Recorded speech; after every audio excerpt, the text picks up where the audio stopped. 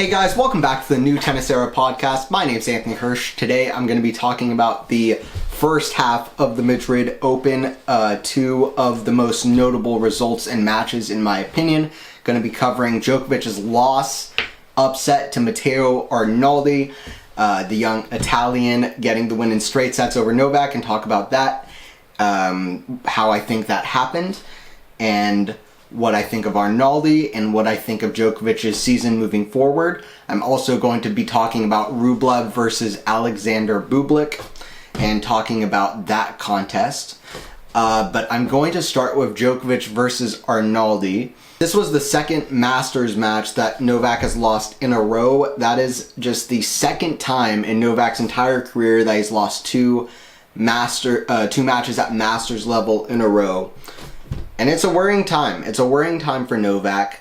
The good thing that I can say about Novak, to be a little bit more optimistic, is that he struggled in this part of the season the last 2 years as well. And both of those seasons could be considered overall successful seasons for Novak in the big events outside of the Masters.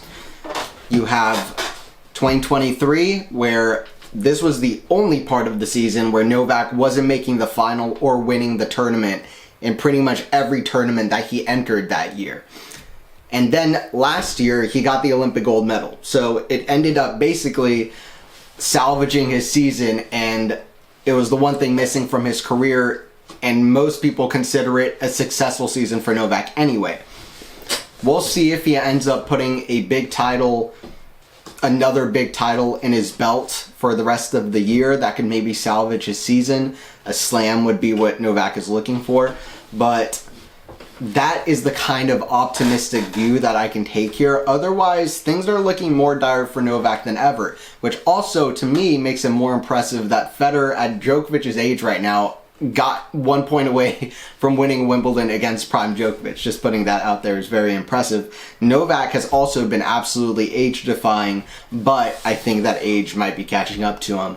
Talking about this match specifically, Novak's backhand and backhand return were just not there at all. I mean, it was rough on this day, and he needed it. Arnaldi's backhand, he has a really great backhand. In fact, a lot of his shots and the way he goes about how he plays and how he moves athletically on the court are very parallel to Djokovic, and I believe that it seems to me that Arnaldi probably got pretty inspired from Novak.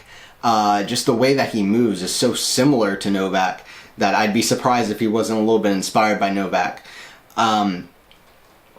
Novak served fine, but yeah, the backhand return wasn't working. Arnaldi was drop-shotting Novak a lot, and Novak in this match looked just like very clearly a step slower than usual. And I actually think that there were still good signs in this match. I don't think Novak just played an outwardly terrible match. I also rate Arnaldi. I think Arnaldi is very good. But that being said, this is not a player Djokovic wants to be losing to. This is not a player Djokovic would have lost to at any point in his prime.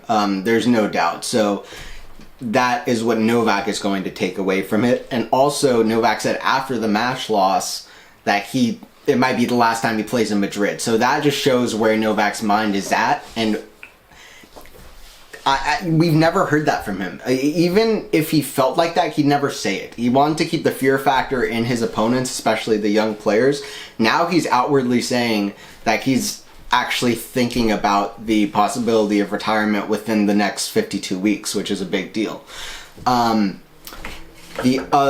Movement has significantly slowed down. The intensity, the confidence for Novak is just not quite the same. It seems like he went 0 for 3 on saving break points in the match, which is just very unlike Novak. He also just converted on 1 out of 5 break points himself. Way too many unforced errors. His unforced error count, he had 11 more unforced errors than he hit winners.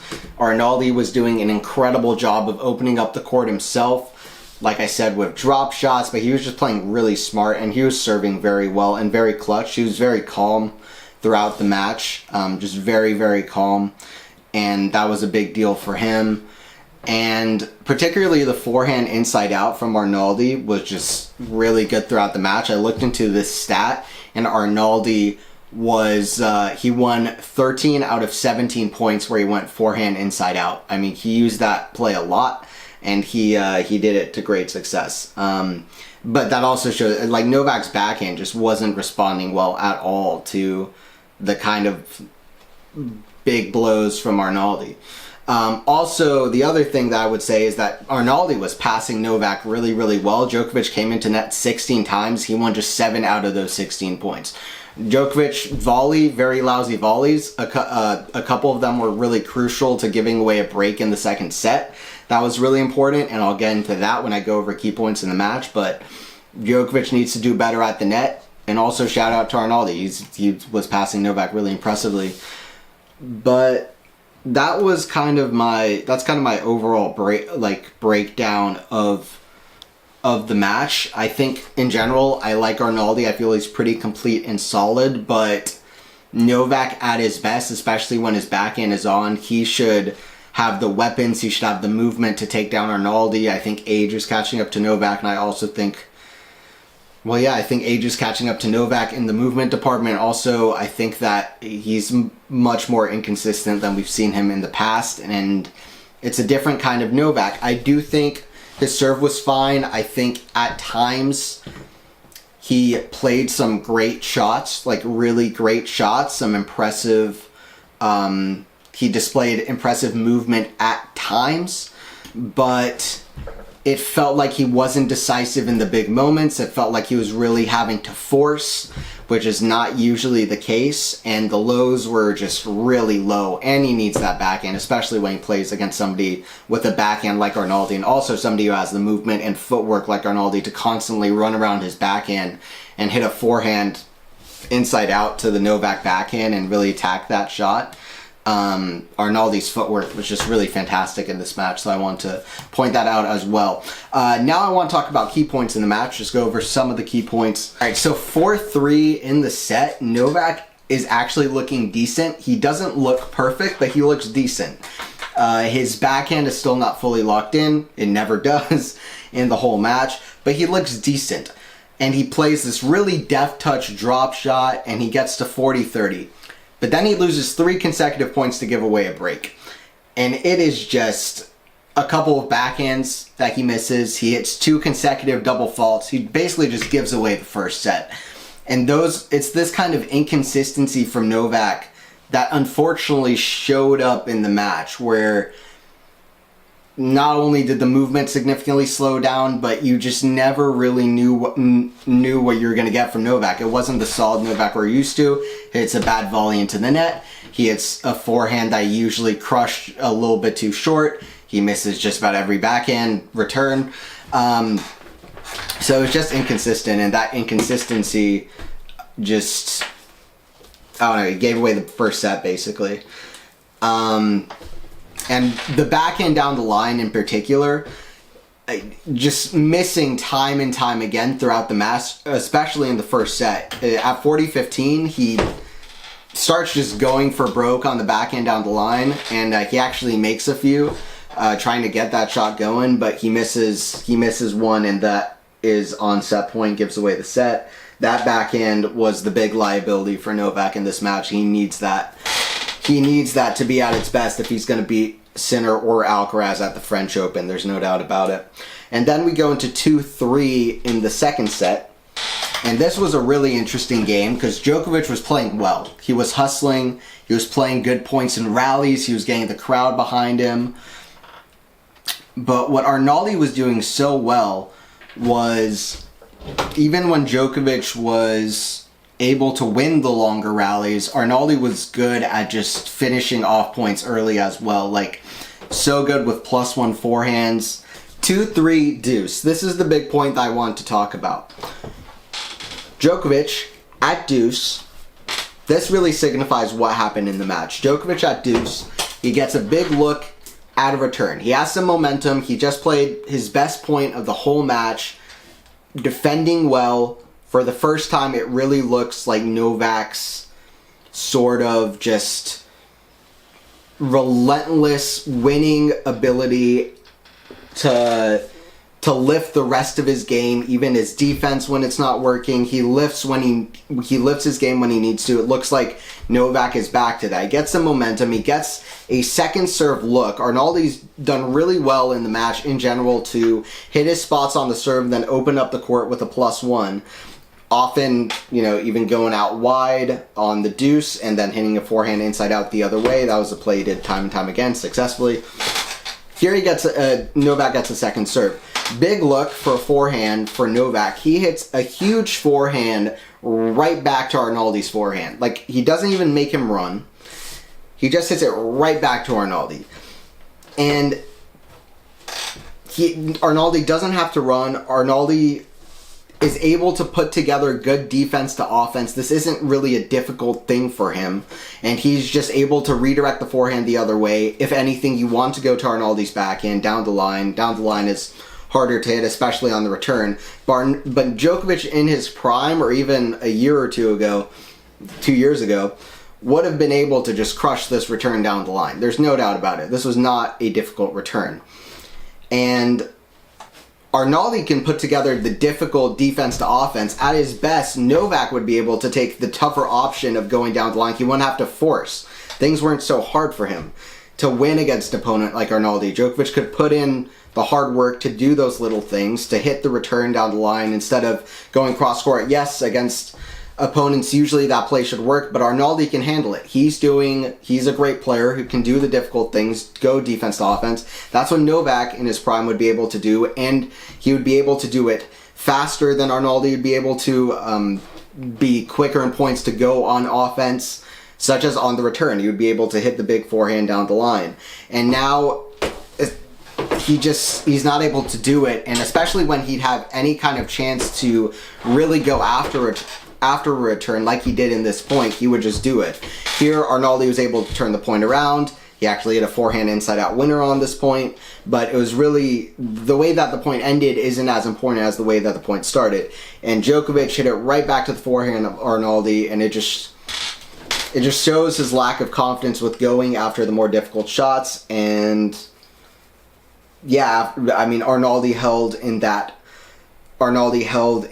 game. Arnaldi's still at this point using a lot of drop shots to good success, and definitely Novak's movement definitely showing some liability. Novak plays, this is the last key point that I want to talk about in this match. Novak plays a sensationally poor game at 3-3. 2 errors to start off the game, and people will say, if you're watching the match live, I'm sure people said, wow, what a great game that Arnaldi played. And Arnaldi plays some really impressive defense, maybe even some crazy defense for sure. But Novak has 2 points that he should have won all day. I mean, nearly any player in the top 100 should be putting these 2 points away. Novak has a overhead smash put away at 30-all, then he puts away just a terrible volley right into the net. Arnaldi does some really fantastic defense in this point to even get some balls back, but Novak volleying, he has this easy volley right into the net. His overhead is never good, but at least the volley, but he just hits it right into the net.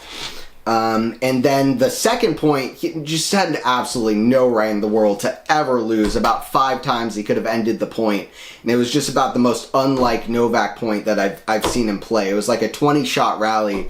Arnaldi scrambling all over the court. He had a few balls that were just so high for him to hit just a winner volley behind Arnaldi, but his net play was just so bad in this match and just not decisive in the big moments, like I said. And actually in the next game, I said that was going to be the last key point, but I just want to mention, actually, Novak had love 40 in the next game, playing probably the best shots of the whole match. Like I said, there were some good signs for Novak. He played impressive tennis at times here, but just the big points didn't show up at all, and his lows were way too low in general. And they came too often. But yeah, I mean, he at love 40 at 15-40 he has a forehand he should put away all day. He hits it again hard right back to the forehand of Arnaldi, and Arnaldi is right there, and he hits a passing shot behind Novak. And it's just this kind of killer instinct, this kind of dangerous glimmer in Novak's eye that was always there, where he would finish off points, find a way. It just feels like it's a little bit gone, that intensity, and it's kind of unfortunate. But yeah, Arnaldi, he served well, he played well, he moved exceptionally well, he hit that forehand fantastically, he was crafty, really good drop shots. Arnaldi played really good, but this really good would be no match for Novak at his best. So it's just kind of sad to see Novak's lows coming so consistently in a match, but it is what it is. I think that Novak's season is going to be really interesting. Looking at the slams, I think that best 3 out of 5 on a clay court is going to be really difficult. I know a lot of fans and also even tennis pundits and analysts are saying that Roland Garros is his best chance, and I get it. I mean, he won the Olympics last year at Roland Garros, but I think best 3 out of 5 on clay might be too tough for Novak at this point. I mean, last year he got, obviously, the injury. He wasn't able to even compete in the quarterfinals. I don't know. I think it's maybe a step too far. I think Wimbledon is going to be the real litmus test for Novak, and to see if there's still any shot of Novak getting number 25. But yeah, it would be cool to see. It'll be interesting, I should say, to see where Novak goes from here. Now I want to talk about the defending champion, Andrei Rublev. He has had a really up and down season, and by up and down, I mean down. He has not been winning very much at all. Bublik here played a really good match. This is a fantastic performance from Bublik. He had 33 winners, 12 aces, played really well in general, did a really good job of mixing up play, and I felt like Rublev was too often giving up too much court position in the match. Rublev served really well, but that just makes Bublik's performance more impressive. Bublik is known as a big server, which he is, but his return here was really good too, at getting the returns back. And after the match ended, Bublik said, "I am the artist, I am the creative type on the court," which is kind of a funny thing to hear a tennis player say, because that is unusual kind of terms for tennis. But, I mean, he's not wrong. He played with much more variety than Rublev was able to. Talking about just some key points in the match, I'm definitely not going to go as long on this one as I did with the Novak match. But I do want to talk about what happened, because I thought that it was interesting, and I think that it is important to talk about where Rublev's at and why the defending champion went out. And also, I just think Bublik put up a really, really, really good performance, which is great. And I think he's going to be especially dangerous on grass. But, I mean, look out for him here, too. I think last year, maybe 2 years ago, I think last year he pushed Rune here in Madrid. So he can definitely play on clay, too, especially maybe in these kind of conditions as well. But going to 2-2 in the first set, Rublev, for whatever reason, in the first set was just giving up way too much court position, just guessing wrong too often. And Bublik was doing really well at going behind him as Rublev is running in the other direction. But also, I will mention, Bublik is making just really impressive, unpredictable shots, and they're going in.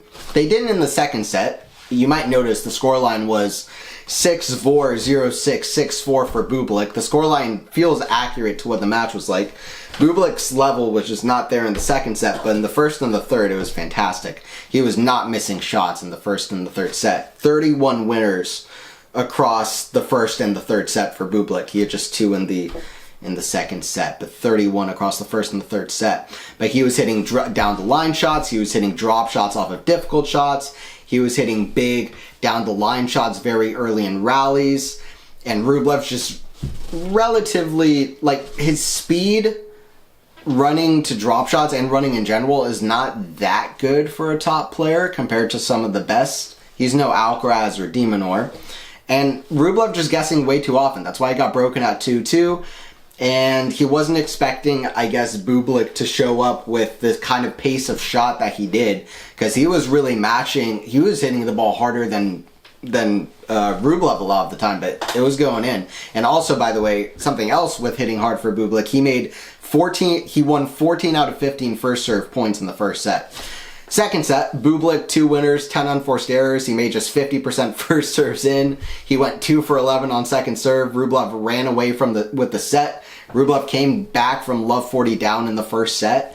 And I think his first strike just got really good. And also his movement, his court positioning, controlling the court well. Things got better. But then what happened in the third set, Rublev, like in the first set, was giving Bublik just a little bit of stuff to play with. Like he was giving Bublik chances, and Bublik was playing confident, swinging big off of both sides, and unfortunately a double fault gives away the game, and Rublev was very frustrated with himself. And this is the kind of thing that we've been seeing so far this year. More negative energy from Rublev, and also very inconsistent play. He might play a great point, but then he will just give up too much court and he'll hit an unforced error, or he'll get past at the net, or like, it's just these kind of things where his game is not as rock solid as it once was. These guys outside of the top 10, 15 in the world are beating him consistently, and that's something that we'd never see from Rublev. This was the same thing last year as well. The same kind of pattern, but this is something we would never have seen from Rublev 2 or 3 years ago. And also, Bublik's drop shots just continued to take advantage of Rublev's movement on the clay, which I felt like was slightly subpar in this match as well, even compared to his usual standard. Also, Bublik's backhand holding up much better than Andre's in this match, especially aggressively.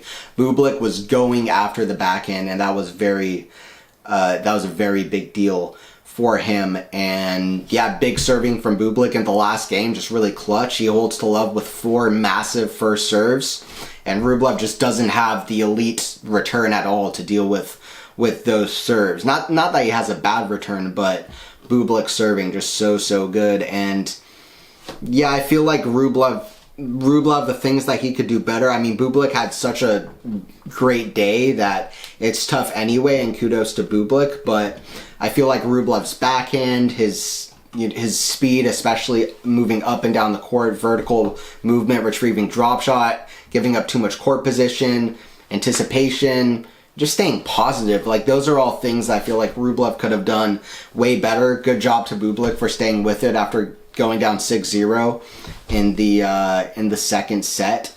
And Rublev's just been struggling. One thing Rublev does not want to do is get beat for number of winners, and that's something that Bublik definitely did. He brought the pace, he went for it, and it paid off. And yeah, Rublev's the defending champion here, but he's out, and this is his worst and least consistent play in a while. And I'm worried. I think I've said this already, but I'm worried that we've already seen the prime level of Rublev. Like, I'm scared that his best is already behind him. And he's had a good career. I mean, he's had, 10 quarterfinal appearances at Slams, top 5 for a while, top 10 for a very long time. I think he was top 10 for many consecutive weeks in a row. I think he dropped out of the top 10 for 2 weeks in, August of, I'd like to say 2022, maybe 2021, I think 2022.